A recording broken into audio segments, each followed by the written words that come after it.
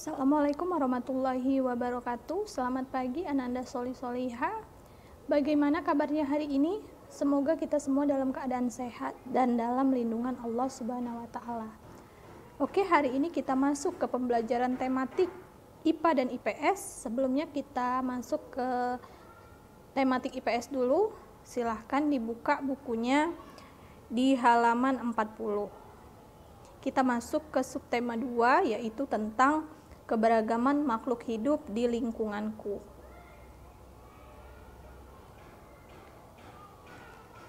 Nah, sekarang kalau sudah dibuka bukunya di halaman 40, kita lihat, kita amati beberapa gambar yang ada di halaman 40. Itu adalah gambar-gambar hewan-hewan ya, fauna yang ada di Indonesia.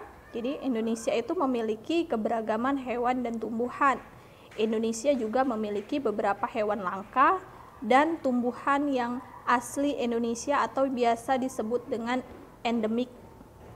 Nah, sekarang kalian amati gambar-gambar hewan di bawah ini. Jadi gambar yang ada di layar ini adalah beberapa contoh ya. Ada beberapa contoh flora dan fauna endemik Indonesia, yaitu yang pertama itu bunga Rafflesia. Yang kita tahu bahwa bunga Rafflesia ini hanya terdapat di wilayah Bengkulu atau yang asli Indonesia. Dan yang kedua itu adalah gambar orang hutan. Gambar yang ketiga ini adalah gambar penyu hijau. Dan floranya yaitu kantong semar. Yang kita tahu bahwa kantong semar ini adalah tumbuhan yang unik karena tumbuhan ini bisa memakan serangga. Nah, sekarang kita mengidentifikasi atau mencari informasi tentang hewan langka. Salah satu contoh hewan langka yang ada di Indonesia itu adalah badak bercula 1. Nah, sekarang di buku kalian di halaman 41 itu ada teks tentang badak Jawa. Silahkan dibaca terlebih dahulu teks yang ada di halaman 41. Oke, kalau sudah dibaca teks tentang badak Jawa, sekarang Bu Arin akan mereview kembali teks tentang badak Jawa. Jadi badak ini adalah salah satu hewan yang memiliki cula.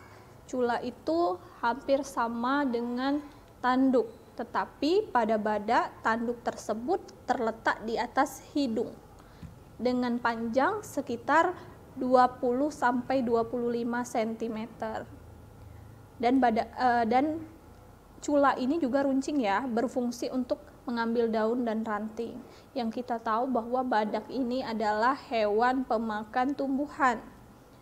Dan dari teks di halaman 41 dapat disimpulkan bahwa badak ini termasuk hewan yang langka. Oke, sekarang kita masuk ke pembelajaran kelima, tematik IPS. Masih dengan tematik IPS, silahkan dibuka di halaman 65. Ayo mengamati. Mari kita amati gambar yang ada di halaman 65. Di situ ada dua gambar. Gambar tersebut adalah gambar kuda dan ikan koi. Jadi setiap makhluk hidup itu memiliki habitat atau tempat hidup yang berbeda. Jenis tumbuhan satu dengan tumbuhan yang lain juga memiliki habitat yang berbeda. Begitu juga hewan. Yang kita tahu bahwa kuda ini tempat tinggalnya atau tempat hidupnya, habitatnya adalah di darat ya. Sedangkan ikan koi itu tempat hidupnya atau habitatnya adalah di air. Kedua gambar di atas itu menunjukkan perbedaan tempat hidup dua jenis hewan.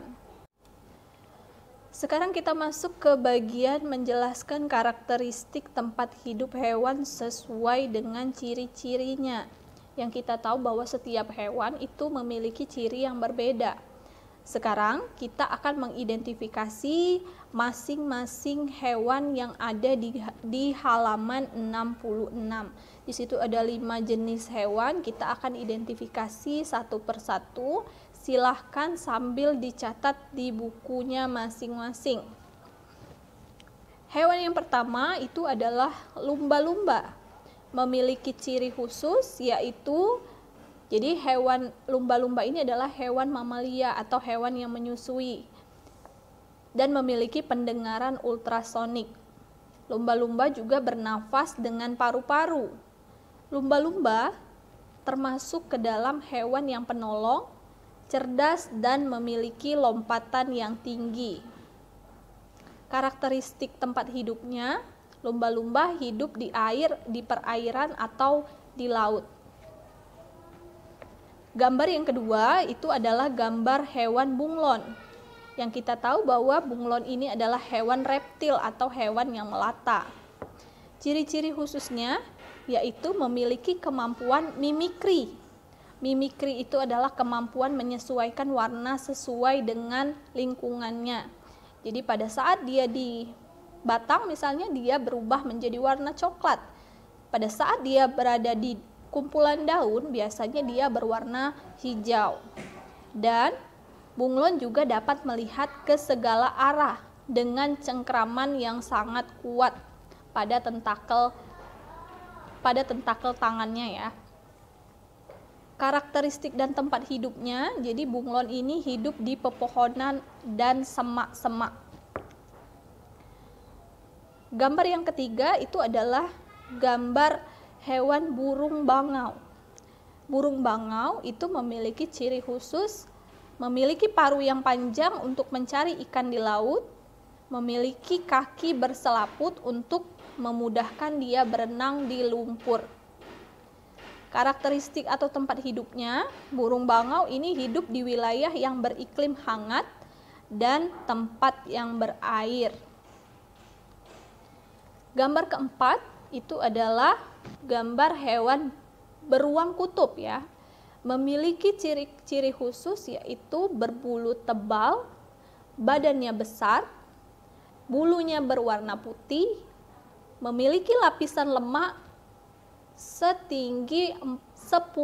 setebal 10 cm sehingga dia bisa hidup di bawah suhu 10 derajat Celcius.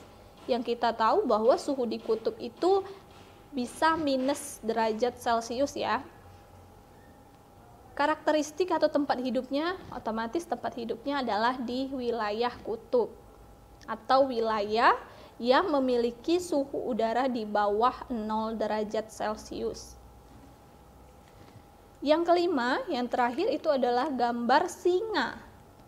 Singa memiliki ciri-ciri khusus yaitu berbulu tebal di sekitar leher ya, kepala sampai leher.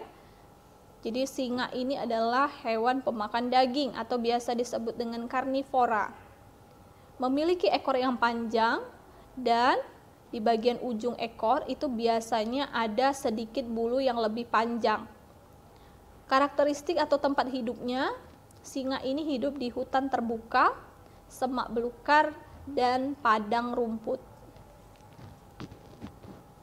Sekarang kita masuk ke tematik IPA. Pada pembelajaran ketiga, silahkan dibuka bukunya di halaman 53. Di halaman 53, itu ada dua gambar ya. Ada dua gambar, sebenarnya sama itu ya. Itu adalah gambar katak. Yang kita tahu bahwa katak ini adalah hewan amfibi. Apa yang dimaksud dengan hewan amfibi? Dan bagaimana ciri-ciri hewan amfibi? Nah, sekarang hewan amfibi itu adalah hewan yang hidup di dua tempat, bisa di darat dan bisa di perairan atau di air.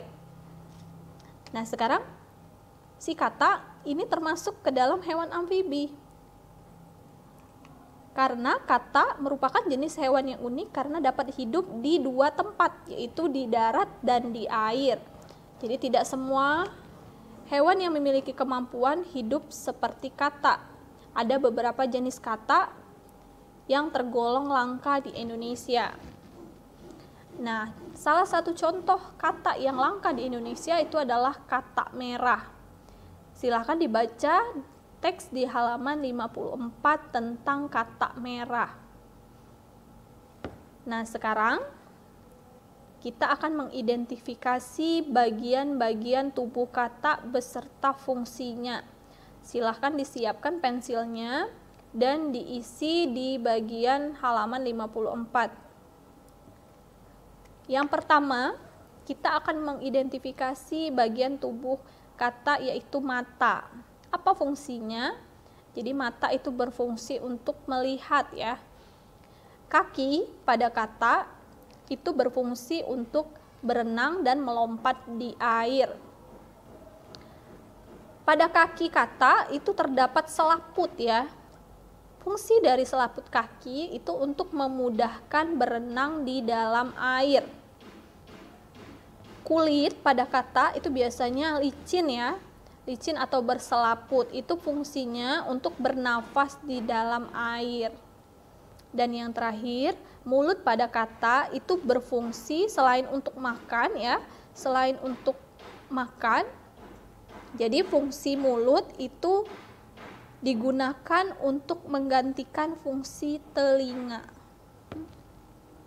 Nah, selain kata, setiap jenis hewan itu memiliki bagian tubuh yang berbeda. Akan tetapi ada juga beberapa hewan yang memiliki ciri yang hampir sama. Gambar di halaman 55 itu ada 3 gambar hewan. Yang pertama kucing, kedua burung, dan yang ketiga ayam. Tentu antara kucing, burung, dan ayam itu memiliki ciri-ciri yang berbeda ya. Dan fungsinya pun ada beberapa yang sama dan ada juga yang berbeda. Sekarang silahkan kalian identifikasi, boleh cari di Google juga boleh, fungsi-fungsi bagian tubuh dari hewan ya. Fungsi kita tadi sudah mengidentifikasi masing-masing ciri khusus dan karakteristik tempat hidup dari beberapa hewan di halaman 66 dan 67. Sekarang tugas kalian silahkan mengerjakan tugas di halaman 67 poin 1 sampai dengan poin 5. Silahkan dikerjakan dengan semangat. Wassalamualaikum warahmatullahi wabarakatuh.